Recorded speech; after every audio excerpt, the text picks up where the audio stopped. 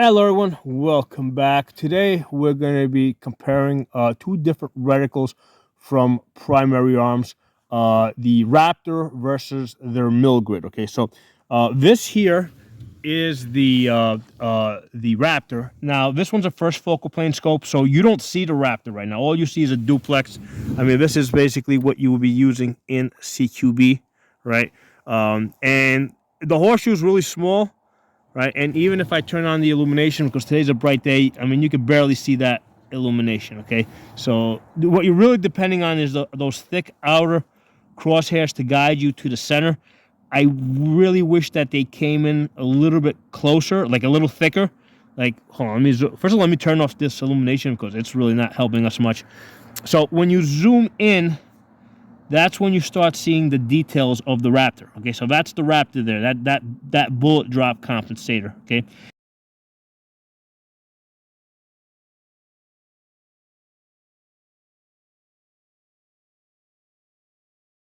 So when we're out here in 1X, I kind of wish that the crosshairs were like the same thickness that we have on the outside with a duplex. I wish it came in all the way to that that dumbbell that we see over there, which is the 50. That's the 50 mil line on either side of the horseshoe, because they could have had that same thickness of the duplex reticle and still put the mill lines on it, right? And it just would have been a lot easier to see it when you're in 1X, okay? But that's not what we're focusing on in this video. We're going to be specifically focusing on this Raptor reticle, right, that we got to zoom in all the way up, and we're going to be comparing it to the mill grid, okay? So the mill grid is not caliber specific. What we're seeing here, this Raptor, is caliber specific. I'm going to just insert a picture here of the mill grid so you guys can see what we're talking about.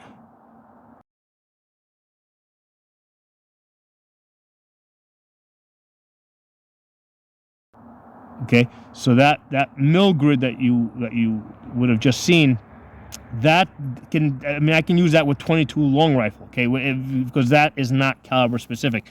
This over here, if you look at the basically that bullet drop, it is specific to 5.56, okay, all right. And in order for it to be like 100% like on the ball, you gotta basically, it's been, because here's the thing, even within 5.56, I mean, are you using a 55 grain, are you using a 65 grain, a 77 grain, and even within those weights, I mean, you can have bullets going at different velocities.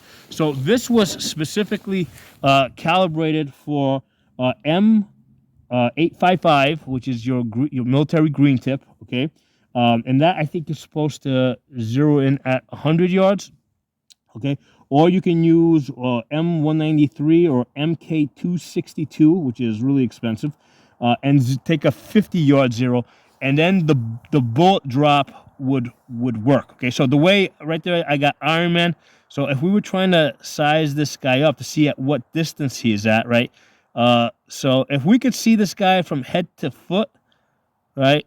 Because he looks like he's at about 400 yards there, head to foot, but his feet are in the snow. So what I would do is with this guy, I would range estimate this guy from the belt up, because we got a good sense of where his belt is and where his head is, and we could see he's at 400 yards, okay? And then when we line him up on the 400-yard mark over there, we can see that crossbar there fits the width of his shoulders, right? Because if we go, let's say, down to this one, you see it's too small.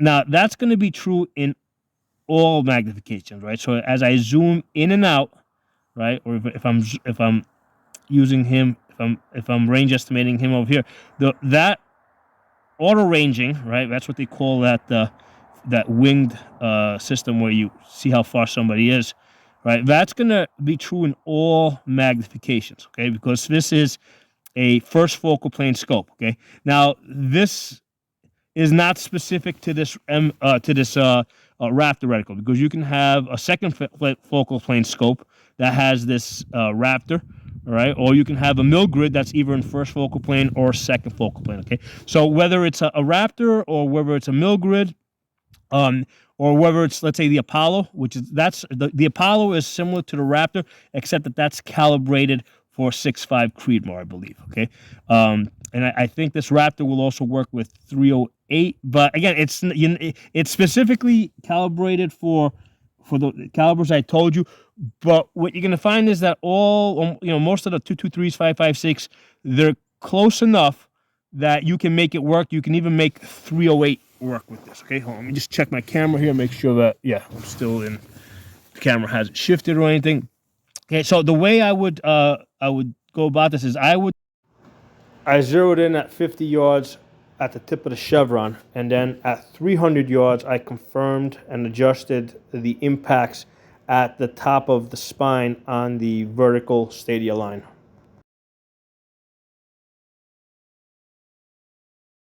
So let's say you see where the top of the head is, which is the top of the spine. Actually, let me put it in the snow so you can see it.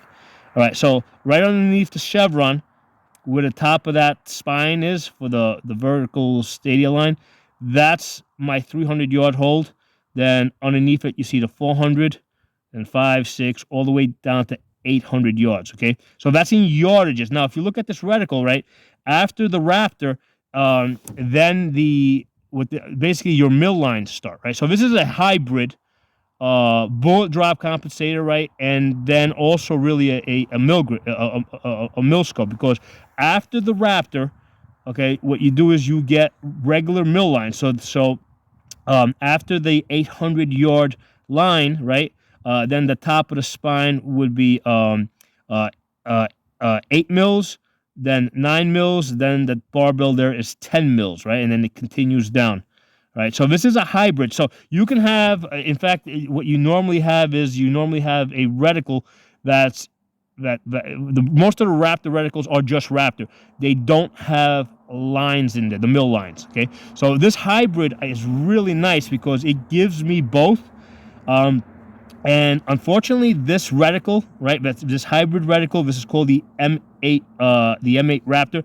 It's only available in their PLX scope, right? So this is a $1,500 scope, and it's too bad that they don't have an SLX version of this. They should, because this is a great reticle. They should make an SLX scope, first focal plane, because they do have SLX scopes that are first focal plane, right? They just don't have like that. Like, this is expensive Japanese glass.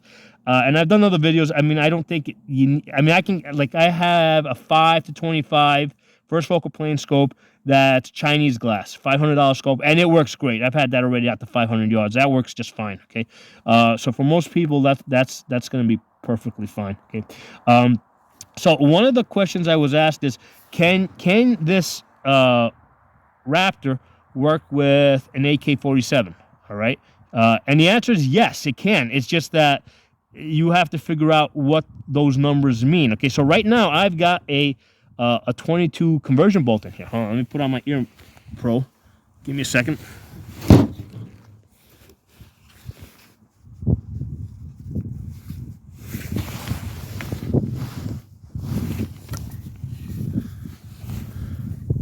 Okay, so right now I got on my ear pro. I got a 22 conversion bolt in here. Okay, so even though this reticle, this M8 Raptor, is calibrated for 5.56. Hold on, I lost my spot. Let me zoom up. Actually, let me load the mag here. Okay, so even though this is calibrated for 5.56, I got a 22 conversion bolt, and I've got this loaded up with 22 long rifle. Okay, so I've already tested this out, and I've made notes, right, that at 50 yards, where that target is, okay, my hold is the 300-yard line, right? So I'm using the top of the spine right there, okay, to make my hits at 50 yards using this 22 long rifle. Okay, so let me zoom back a little bit. Okay, so now I'm going to go out to 100 yards. Okay, so at 100 yards with this 22, right, even though I'm only at 100 yards, I got to use the 400-yard mark. Okay, so that's where the 4 is. So I'm going to line that up. It's a little hard to see against the red target. I haven't painted red on purpose because targets normally don't want to be seen. Okay, so that's why it's a dark target out there. So I'm using the 400-yard line. Okay, you can hear the hit. So with a 22 long rifle, I can make hits at 100 yards using the 400-yard mark. Okay, now mind you, this scope was zeroed in initially at 50 yards, using 5.56. Okay, so when I put in the 22 conversion bolt, to CMMG 22 conversion bolt, I did not change the 0. Okay, so the 22 conversion bolt, the 22, right, is never going to actually come up and meet the tip of that chevron. It doesn't have enough velocity, so that's why at 50 yards I'm using the 300 yard mark. Okay, and then at 100 yards, right, I'm using the 400 yard mark. Okay, and now I'm going to go out to 150 yards. Okay, let's go out to 150 yards. Right, at 150 yards, I'm using the 600 yard mark. That's right there, 600 yards. So here's the thing with these lines. See, right now I'm in a shady area. I gotta shift over to an area where I can see the mark, see where that 6 is. Okay, and then shift over, hit.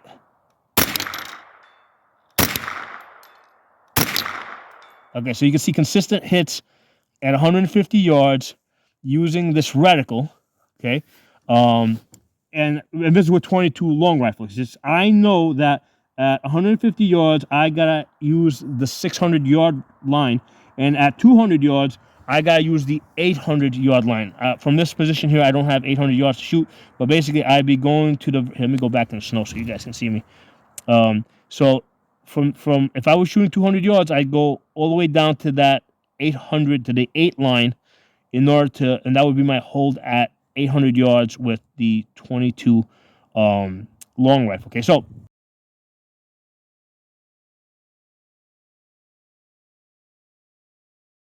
we're gonna now. I'm gonna switch in the mill grid. Okay, now one of the things that I find, right, because here's the thing, for a long time I was in conflict, like, should I buy the Raptor or should I buy the mill grid? Okay, so one of the things I like about the Raptor is that it's actually less busy, right? If you look at the reticle, I'll put it back in the snow here. If you look at the reticle, those dots are basically for wind, right? So the first dot is your, like, let's go to the 800 yard line. The first dot is 5, second dot is 5 miles per hour. The next dot is 10, then you got 15 and 20 miles per hour, okay, on the 800 yard line. Right, so those are your wind holes, and I've done separate videos on how to figure out what the wind is doing, okay. But I find the Raptor less cluttered. So what I have found after, I think I've been working with this for now almost 2 years, with this reticle and with the mill grid. What I find is that on LPVOs, right, that have like a max magnification of only 8 or 10, I think I prefer the Raptor because there's just less stuff going on. There's just less busy. It's a lot easier for me to, it's just less busy. It's easier for me to find my bullet drop, put it on target. So that's what I'm finding with the LPVOs. I prefer this Raptor reticle. So even here shooting it with 22 long rifle, it's just easy for me to use. Less dots there. Okay. Now one of the things, like, this only goes up to 8 power. So one of the things. So here's the thing. We're gonna switch over now to the other one, which is an SLX. That's gonna have 10 power. And I find that, yeah, it's a little easier to see things in it. But you'll notice that it's a bit busier. Okay. Now here's the thing with the mill grid. As you go to higher and higher magnifications, like if you go up to a 15 magnification, right, or especially if I go up to a 25, the dots space out a lot more. Okay. So here it's like, okay, what those dots might be a little too close to be useful, let's say at the 150 yards, or maybe you can't even see them. But if this scope were to go up to a higher magnification, those dots would become bigger and you'd be able to see them better and they'd be more spaced out. So that's why on an LPVO that only goes up to 8 magnification, I have found that I prefer the Raptor. Okay, and it doesn't matter what caliber I'm shooting. Like right now I'm shooting 22s. I just figured out what my holds are. Wrote it down and I can use it. So if you want to use this with an AK or whatever, some other caliber, you can use this reticle. It's just that you got to make some notes. You got to go out, shoot it, see where the bullets hit, and make some notes. Okay, so let's switch over to the other scope now. I'm gonna pause this camera. Zoom up. So this is a great CQB reticle. I just wish those dark lines came in a little bit closer, because they could have had it. First of all, they could have had this come all the way up to where that 50 barbell is, right? And then beyond that, they could have had they could have extended the mill lines all the way out. Like this has 200 mills horizontal and on the horizontal stadia and the vertical stadia, but they probably could have got 300 mills on this if they just put lines also on the outer on the outer duplex. I mean, why not use it? It's there, because it can still function as a good duplex, but you could also have lines on it for range estimating. All right, let's pause this. So now we're going to be comparing it to this Primary Arms 1-10 by 28 SLX. Okay, so if this is a $500 scope versus the other one that was $1,500, right? That was a PLX.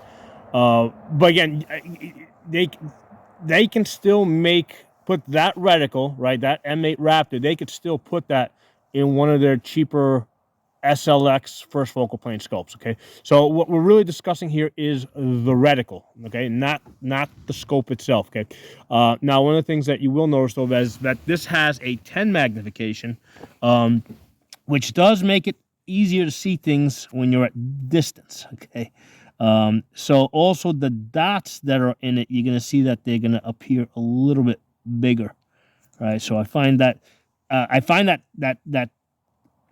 even though this is cheaper glass, right? This is an SLX scope.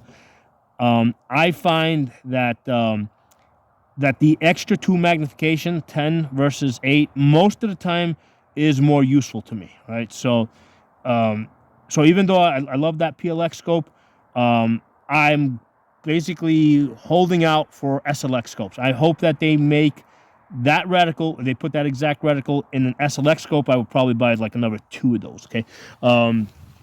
So here we go. This is so talking about the mill grid, right? Let me put this in the snow. So first of all, this is second focal plane, so it doesn't matter what magnification we're in. Okay, that horseshoe and the grid underneath it stay the same as I zoom in and out. Okay, so first of all, let's talk about that horseshoe. So this has a dark horseshoe. Instead of having those dark outer lines that come in, right, the duplex reticle, this one over here depends on that dark horseshoe to get you on target. Okay, so I mean, in CQB I actually find this easier to work with, because like even in dark areas, right, if I go in the shadows, I find that this darker horseshoe is easier to see. I think that they can perfect the other reticle by just having those duplex lines come in a little bit closer towards the center. Okay, but that's just, like as of right now in CQB, I find this bigger, darker horseshoe easier to work with. Okay, so let's talk about range estimating with this, because here's the thing. Let's go to Iron Man over there, right? So again, we got the winged system here. So we can see Iron Man's at about 400 yards there. Again, we can't see his feet, so we can range estimate him from the belt up. Where is it? Yeah, right there. He's at 400 yards from the belt up, okay? But here's the thing. As I zoom in and out, right? As I zoom out, right? Let me go back to the 400. Well, now 400 doesn't fit, right? He's like, right now he looks like he's further. He looks like he's like way past 500 yards. In fact, like right there, like, because basically he's half the height of that 5. So I would put him at 1,000 yards right now, right? All right, but if this was a first focal plane scope, or if I was fully maxed out. So every time I shift my focus, everything changes on the scope as far as the measurements. So it's not just the range estimating, it's also my bullet drop. My bullet drop numbers also change, right? So I have to be all the way up in 10 magnification for both the range estimating to be accurate, and also for my bullet drop, because him being at 400 yards there, see, I can range estimate him across the chest, right? So I would use that first horizontal line, okay? But let me hold the gun this straight, right? And I'm gonna zoom out. Look, see, when I zoom out, look where that 400-yard line went. And now I'm gonna zoom back in. See how it's moving as I zoom in and out, right? So what I have found in practice is a lot of times as I'm zooming, it's like I gotta zoom out, to get that, to get that wider field of view, right? And then I zoom in. Well, a lot of times, just because I'm in a hurry or something, I don't go all the way up to max magnification. I go to 10, right? I'm sorry, instead of going to 10, I'll go to like 7 or 8. And that means like if I'm trying to hold that at that first line, it's actually not 400 yards. That's the 3 mil line, right?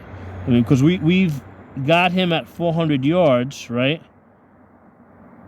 At 400 yards, right? Well, actually, no. Again, I gotta see. I got confused there. I didn't zoom up all the way. So he's at 400 yards. So that's the line I would use. That's not the same line as before. That's actually that first crossbar is the 2 mil line. Okay, so as you're going back and forth between that Raptor reticle and this one here, it can, because remember, these aren't yardages here. These are mil lines, okay? So the top of the spine is 1 mil. Let me count from the bottom up. So 5, 4, 3, 2. Okay, so 2, 1. Yeah, so the top of the spine is 1 mil, and then that first crossbar that matches up to his chest, that's the 2 mil mark. Okay, so that's 2 mils. So this is different than that other scope that we were using before. But again, you got to be max magnification. If you zoom back, I mean, now that's no longer true. So this isn't an issue with this reticle. This is an issue with the second focal plane. That as I'm zooming in and out, the value of the bullet drop changes. I have to be in max magnification, and this is the reason why I love this. I really like this scope, and I like this reticle. But from here on out, I mean, everything has to be first focal plane, because in practice, as I move around to targets, right, try to find, I have to zoom back in order to find that target, right? That's the 50-yard line right there. I have to zoom back. Right, so I'm constantly zooming back and forth as I'm trying to find targets, right? There's the 100 yards there, okay? Gotta zoom back. Okay, there's my 65 hiding in there. Zoom back. Okay, this is the reality of how I use the scope, all right? I'm constantly zooming back and forth to find my targets. And then what happens is, a lot of times as I'm zooming back and forth, I don't zoom up all the way. So my bullet drop is just wrong, okay? Because I don't zoom up all the way, okay? Let me check my camera here, make sure that, yeah, okay, everything is still, make sure my camera hasn't shifted here. All right, so let's talk about the bullet drop. So again, I've got a 22 conversion bolt in this gun. Hold on, zoom back. Where's that blubber? Okay, so I got a 22 conversion bolt in here, right? And now we're using this mil grid, which is in mils. Okay, so at 50 yards, okay, because again, this rifle has, I've zeroed in the scope on this rifle with 5.56 at 50 yards, and now I've just thrown in a 22 conversion bolt. I haven't changed the zero, and I generally don't do that. But what I know is at 50 yards, my hold is 4 mils, and I have to be zoomed up all the way in order for that bullet drop to be correct, right? So right there at 50 yards, I'm using that. 4 mils is just above that barbell. Okay, so if I was taking a headshot, there's my headshot. Okay, so let me go a little deeper so you guys can see it a little bit more clear. So right above the barbell, that's the 4 mil mark. Okay, so this is different than the other scope that we're using before, because it's a second focal plane versus the other one, which was a first focal plane, and that one, the size of the reticle is changing as I zoom in and out. This one is not. All right, so let's go to 100. So at 100, I gotta look at my notes. At 100, my hold is 5 mils when I'm fully zoomed up. Okay, so 5 mils is the barbell. Hit. Okay, all right, you can hit. Okay, all right, so okay, so let's go zoom back so we can go and find the 150 yards. 150 yards on this is a 6 mil hold. All right, so 6 mils is right below that first barbell. Yeah. Wind's picking up. Let's see which way is the wind blowing. I think it's broke. It's wind's blowing left to right. Oh, hold on, I lost them. There you go. Let me hold a little bit more to the left. Yeah. Yeah.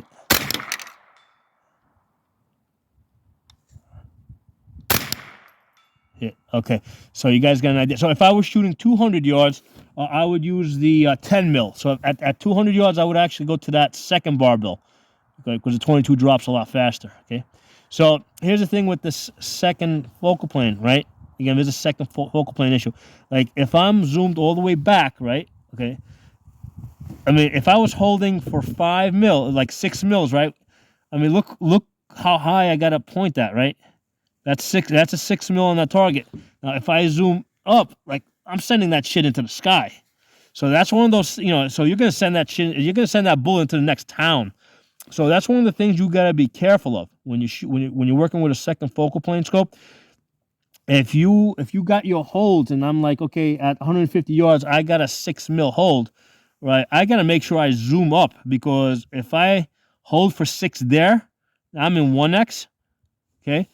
All right, so I'm thinking that, or I might be thinking that I'm aiming at 6 mils, but I'm actually aiming up into the trees, right? So that's one of those things that has come to annoy me with the second focal plane scope, and why I just don't like it anymore. I mean, I like both the Raptor and I like this mill grid. But I don't like second focal plane anymore, because I, in reality, as I'm going from, like if I want to come back and find the other target, I got to zoom back and zoom up, and just a lot of times I just don't zoom up all the way. I'm never so far up where it's like I think I'm in 10 and I'm like in like 1, but a lot of times I think I'm in 10 and I'm like really 9 or 8. That's and my bolts are going about a foot high or something. Okay, so that has happened. I see the impacts like just above the target, and that's because I'm at like 9 magnification instead of 10. Okay. Hey, I want to add that the problem that I have seen with first focal plane scopes is a lot of times they don't give you a reticle that guides you to the center. Okay, so when you're in 1x, the reticle shrinks down, and they don't have posts that drive you to the center, and you're just having a hard time finding your tiny little dot in the center. Okay, so if it's going to be first focal plane scope, they have to have posts that send you to the center so that you're able to aim it. Okay, so this is a problem I've seen with a number of first focal plane scopes. The reticle has to be matched up to the first focal plane. You can see here how those posts drive you to that center horseshoe that you would probably have a hard time finding otherwise. But as far as this mill grid, I really like this on scopes that have high magnification, right? Like that, more than 10.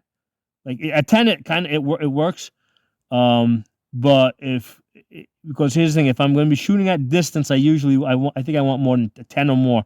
If I'm going to be mostly staying inside of 500 yards, inside of 600 yards, then I think the Raptor is just less busy, right? Not that this is so busy, because those dots are like everything. There's not a whole lot going on there, but I like the Raptor for inside of 500 yards, and I like this mill grid for 500 yards plus.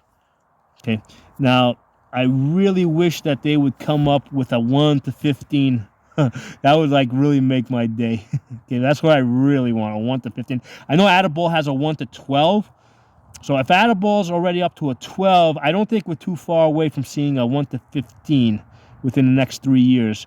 Okay, and that would be like the one scope to rule them all, because now you can work in CQB and you can take that scope all the way out to take that scope out to 1,000 yards. Okay, hold on, make sure this. Yeah, I want to make sure that the camera was still on. Yeah, so you can see how in CQB this horseshoe works really nice. So this is like one of the issues with first focal plane, right? Because with second focal plane, you can have this thick horseshoe and it stays the same size, right? With first focal plane, they need to make the horseshoe tiny, because otherwise, when you zoom up, it's just going to become gigantic.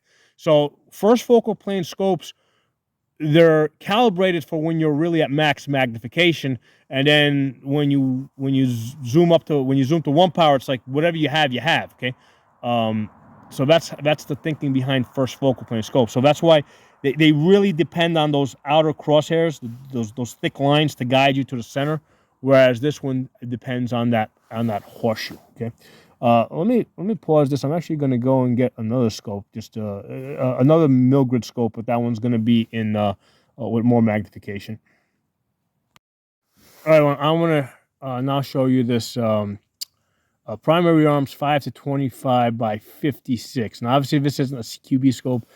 This is a distance shooting scope, and the magnification only goes down to 5 power. Okay, but on this one, you can see in how the crosshairs, the thick bars, come in more towards the center at the at the lowest magnification, and how it's like really easy to get on target. And here, obviously, we're not using the horseshoe that's in the center, because we can't even see the horseshoe in the center, right? We're just using those bars to get on target. So this is a first focal plane SLX scope. Okay, so this is a $500 scope. Okay, and I do have a red dot offset on this, which just helps me get on target faster at distance. And I have that set up to my left eye, so I'll look at the red dot in my left eye. You guys can't see it, and then when I look at it, look in the scope with my right eye, like I'm right on target. Okay, so right there. So when I'm out here, like you can barely see the lines, right? You gotta go in the line in the snow in order for you guys to see the lines at all. Okay, so again, this is the first focal plane feature. But then when I zoom up here, let me zoom up over here, right? So zoom back and I zoom up. Now you start seeing the details. Okay, now this has a parallax adjustment, which is sort of critical for a scope of this type. Okay, hold on, let me zoom back because I lost my spot. Okay, so with this, as you zoom back and forth, right, even though this is parallaxed pretty good over there, as I zoom in, the parallax changes, right? So if I want to see Iron Man clearly there, I got to adjust my parallax. There it is, right? And then if I zoom in some more, like, yeah, he's a little out of focus again, so I got to adjust my parallax again, okay? So, yeah, right there, we're a little too close. Let's back up a little bit. So this has that ranging ladder. So the way this works is, so basically you would go, you put his feet at the bottom of the horizontal stadium line, and then his head at the top. Now, we know from before he's at 400, but what I would do with this guy, right, is I would put his belt on the horizontal stadium line, right, and then see he's at 800, and then just divide by 2. So he's at 400, right? So that's what you do with this ladder. Since you can't see the full guy, you're almost never going to see the full man. You just go belt to head, and then you divide by 2. And now I got him at 800. All right, and you can also go across the chest. He's at 4. Now, let's say he's like sideways to us, and all we can see is head. Then we basically try to see, because remember those shoulder lines are proportional to his head, so you can see which one of those lines is proportional to his head. Because if I go like all the way down here to the 800 line, like he's got like a giant, like, balloon head. So you can also see which of those lines are proportional to his head. So of course, because this is first focal plane, we can size this guy up at any magnification, right? So they can't do it. You can get this Milgrid in the first focal plane scope for $500. I mean, I think the list price is $700, but then with the Optics Planet holiday discounts, I got this for $500. Okay, so you can get it, and they should make I want to get that M8 Raptor in an SLX for $500. That's what I want. And also they should make the mill grid. Well, they've already got that but they should make that SLX scope that we were looking at before. That was second focal plane. Well, we need that in first focal plane because the second focal plane is just a little annoying at this point. Because we need to zoom in and out in order to find our targets. All right, so here we are. We got that target over there. We know that's at 50 yards. Well, again, I got the 22 conversion bolt in here. So 50 yards, my hold is going to be 4 mils. So here I can be in any magnification, right? Because I can, is it 4? Yeah, 4 mils. So 4 mils is going to be right above the barbell. I got to go in the snow so I can see the lines. Now this does illuminate the whole reticle. Right, let me turn on the illumination so you guys can see it.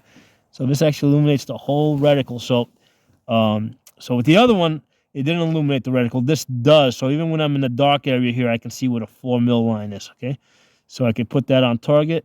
Here's my hit. 4 mils, right? And I can zoom back. Right. So let's go find the 100 yards over there. Zoom in on that. So on that, we said we're using 5 mils, right?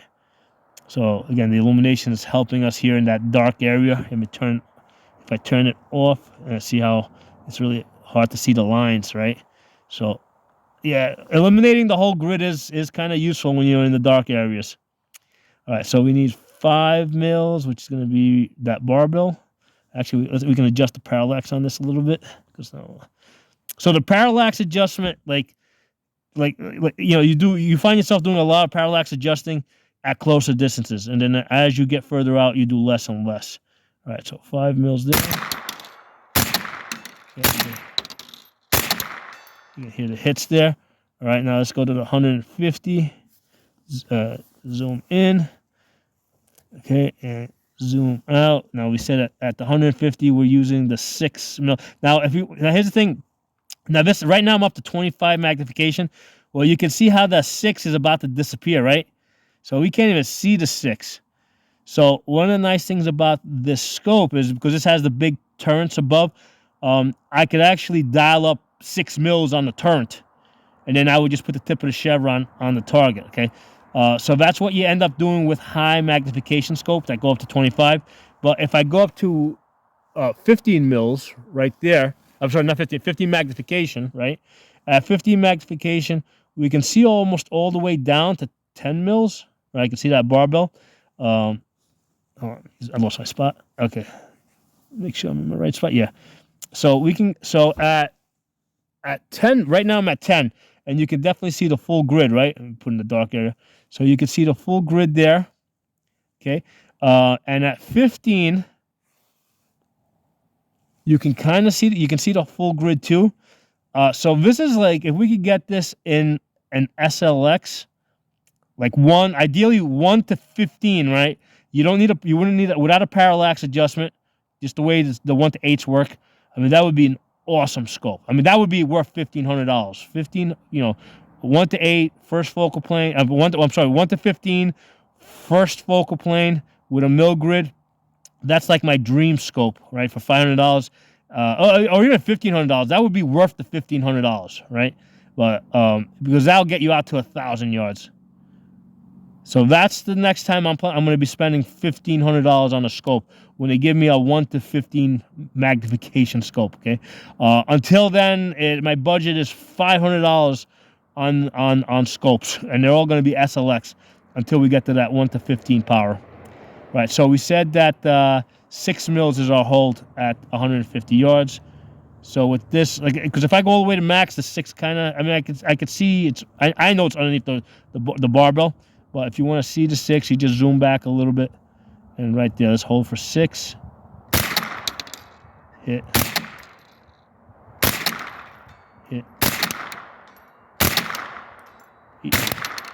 Easy stuff. All right.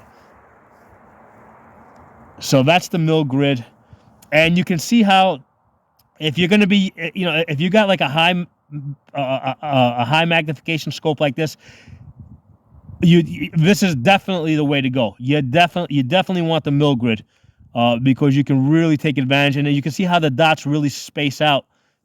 Just the parallax. the dots start to space out a lot once you get up to those 20 to the 25 power.